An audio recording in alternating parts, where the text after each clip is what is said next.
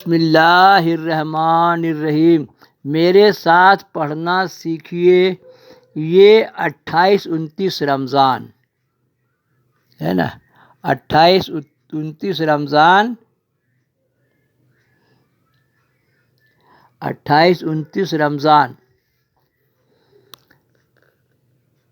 9 ہے نا 79 979 اور 1571 ہجری کا واقعہ ہے، عیسوی 1571 عیسوی اور 979 میں نے 979 کے درمیان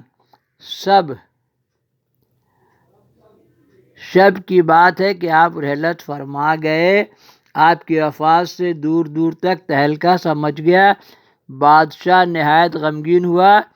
نماز جنازہ قاضی القضات مخدوم الملک ملا عبداللہ سلطان پوری نے پڑھائی۔ اکبر نے اپنے جملہ وزراء کے ساتھ کاندھا دیتا ہوا پیادہ جنازے کے ساتھ چلا۔ ہندوستان کا عظیم فرمان روا اکبر اعظم نے کاندھے سے بار بار آپ کے جنازے کا بوجھ اٹھاتا جامع مسجد کے صحن تک لے گیا۔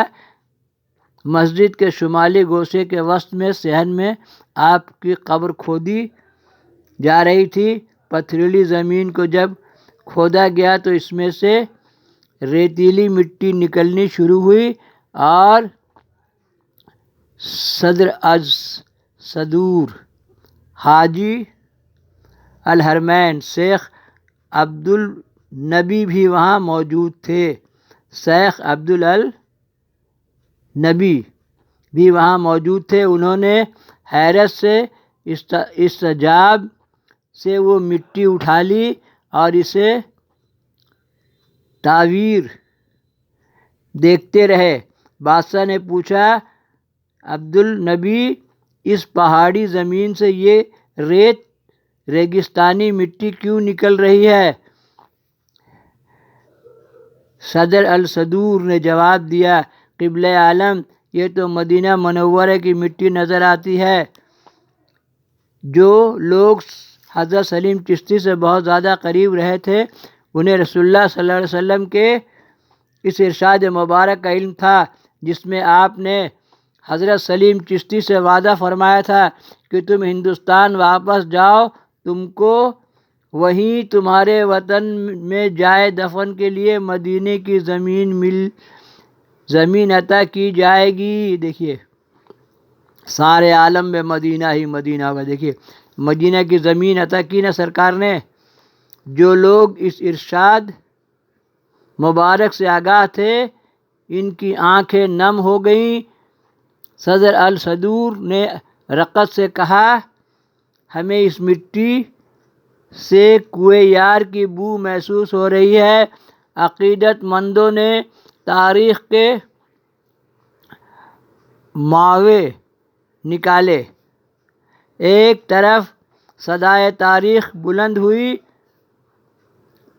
خود پانی باقی اپنی ذات سے فنا ہو گئے، ذات حق کے ساتھ باقی۔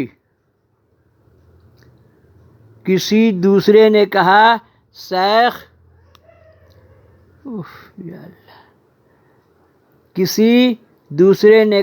شیخ ہندی، تیسرے نے کہا شیخ حکمہ۔ لیکن یہ کچھ عجب ہی بات ہے کہ اس نامی گرامی شخصیت کو جتنی شہرت حاصل ہوئی ان کا ذکر اولیاء کرام کے مجموعوں میں نہیں ملتا۔ تاریخیں ان کا ذکر اختصار سے کرتی ہیں اور ان کے حالات زندگی معلوم کرنے کے لیے بڑی چھان بین کرنی پڑتی ہے، لیکن اس قدر یہ زندہ و پائندہ حقیقت ہے کہ جتنی واضح اور غیر مبہم کرامات آپ سے ظاہر ہوئیں ان کی شہادتیں دنیا کی عظیم شخصیات نے دی ہیں۔ میرے ساتھ پڑھنا سیکھیے۔ دیکھیے اولیاء اللہ نمبر کس نے مرتب کیا اس کو؟ بانی دیوبند کا بیٹا مصطفیٰ صدیقی۔ 1999 میں یہ کتاب میں نے حاصل کیا تھا، پھر میرے پیر مرشد کو دے دیا اور جب یہ وائی فائی آیا اور لوگ بنا علی اولی اوس غوث کیا ہوتا ہے، یہ کتاب کی مجھے بہت یاد آئی. یہ کتاب کوئی فردوسی قبرستان میں ڈال گیا اور وہاں یہ کتاب مجھے مل گئی. اس کا ایک ایک حرف میں ڈال دے رہا ہوں. یہاں سرکار کا واقعہ ختم ہوا سلیم چشتی کا. یہاں سے ڈالیں گے حضرت جلال الدین تبریزی رحمۃ اللہ علیہ، شاہان وقت. ان کے استقبال کے لیے حاضر دینا فخر سمجھتے تھے. سلیم چشتی کے بارگاہ میں میں نے 2 بار حاضری دیا.